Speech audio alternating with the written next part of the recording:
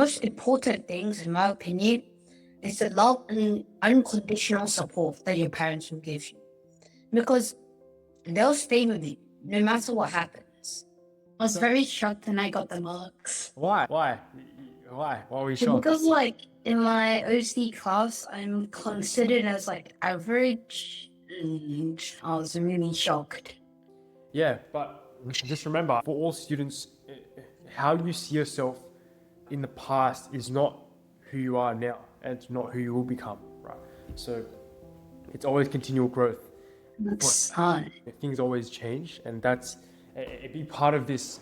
Even if it comes as a surprise, you should always internalize this as you put your effort in and you reap the results. Completely unrelated to your academics. What's one thing that you love to do? I really love to go on those 3D designing websites and just make models of ships, planes, even houses, just out of fun. Because I got hooked into it when we were doing this school project, when we had to make a satellite. I discovered that I really liked it, and I just did it more and more, I guess. Yeah, that's amazing. What have you built so far? What's your proudest creation? This really big battleship, it was modeled on the Alaska, and then so at first I used this really simple design built by someone else, but then over a few months I just added to it, added more detail, and it turned out pretty good actually. Thank you for sharing. A big question I usually like to ask is, oftentimes, obviously, because you're in your OC class and you're preparing currently for the selective, you have achievements behind you. OC coming ranked first and achieving the NL Academic Excellence Award. These are all achievements that are behind you already. And for students, behind many of these achievements is a strong support system of the people that are around you. So one question that I want to ask is, how important and how vital was your family's support, especially your parents? Extremely vital in my opinion, because my grandparents and dad and mom, they helped me work on my English and math, and also helped me stay calm before exams, the end of term one. And my brother, well, he was mostly just here to provide a bit of fun when I'm having a break, keep me going, I guess. Walk me through a bit about that. So obviously for your parents, grandparents to keep you motivated and to support you, what does that actually look like? So my mom, she'd go through deep breathing exercises because I have anxiety and I get worried pretty easily. And she'd also go through my math and thinking skills. And so my dad, he goes through my writing and our homework that I get. And he also goes through the writing feedback and comes up with writing tips. My grandma, she cooks food when she's here from China to keep me refreshed. And as I said, my brother's mental support. The most important things, in my opinion, is the love and unconditional support that your parents will give you. Because they'll stay with you no matter what happens. They'll try to support you in every way. And I'm very grateful to my parents. Yeah, Guan Rui, that's beautiful. Parents sacrificed their own priorities to put the kids ahead of them. I'm very, very glad to see that you see this and understand this strong support system. So obviously for the end of term exam, which you came ranked first for, what were some of the factors that led you to achieving rank first? Apart from my support, I feel like my tutor's feedback was extremely detailed, and using the feedback, I improved my writing, was to get high scores eventually, and I also had revised then class notes, which were also very vital. So it gave me a brief summary, and before a test, I'd go back and revise all the things I learned. That's amazing. And with revising all the things that you learnt, can you walk me through your typical revision session? So what would you focus on? How would you revise? What does that look like? So like during my typical revision session, I do it after before I do my homework. My mind's more engaged in the work.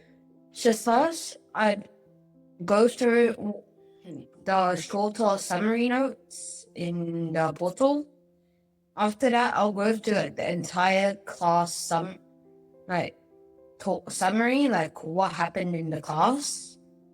And then I'll do the practice quiz as like a little warm up. And then I just get into it, I guess.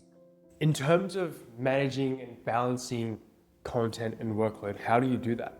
So what's your way of balancing? Obviously, there's multiple subjects and multiple things to keep in the back of your mind. How do you juggle it all? So for me, what I do is I read. So I do homework for 20 minutes, and after that I take like a quick 5-minute stretching break and I get back into it. And near the end of today, I either go jogging for 2 kilometers or I go to the exercise equipment near my local oval. Yeah. No, that's awesome. Especially even as students get older towards HSC, that's oftentimes one of the things that students cut out is the actual time where they clear their mind. But it's very important to always have a clear mind to approach what we do with efficiency. For the end of term exam, what was the hardest part about preparation and how did you conquer it? One of the hardest part about my preparation is trying to find time to do my work, because I have a lot of extra things I have to do, like math and thinking skills tuition, all those. And then I start to do the homework for all the tuition. So then in the end, I allocated specific days to do my tuition homework and go to the lessons. So how much sleep do you get on a daily basis? Obviously everything's pretty busy, but do you ensure that you prioritize sleep in your schedule as well? So I try to get as much as sleep as possible, but then I have a lot of trouble sleeping due to my anxiety, which makes me overthink. But so then I try to sleep at like 8:30 and I wake up at 6:30 to get started on my work, ensuring I have enough time to do my sport later on. Yeah. You're very disciplined, Guan Rui. You're very disciplined. I have to. Yeah. How important, in your opinion, are extracurriculars in helping your academics? So outside of school for leisure, I used to do tennis, but I had to stop temporarily. I do swimming and my jogging, and I also go to Chinese calligraphy lessons. That's amazing. They help because the exercise obviously helps you with physical, but also learning how to endure, through grueling exam hours. And when jog, you have to try not to stop, and sometimes it's really hard, but you have to push through that barrier. And as for my calligraphy drawings, they help me stay calm, because I transfer all my stress, whatever, into the brush strokes, and it just tones down the stress. And it just makes me feel calm. For the students that will be obviously watching this, what's your biggest piece of practical advice for other students to help them in their academic journeys?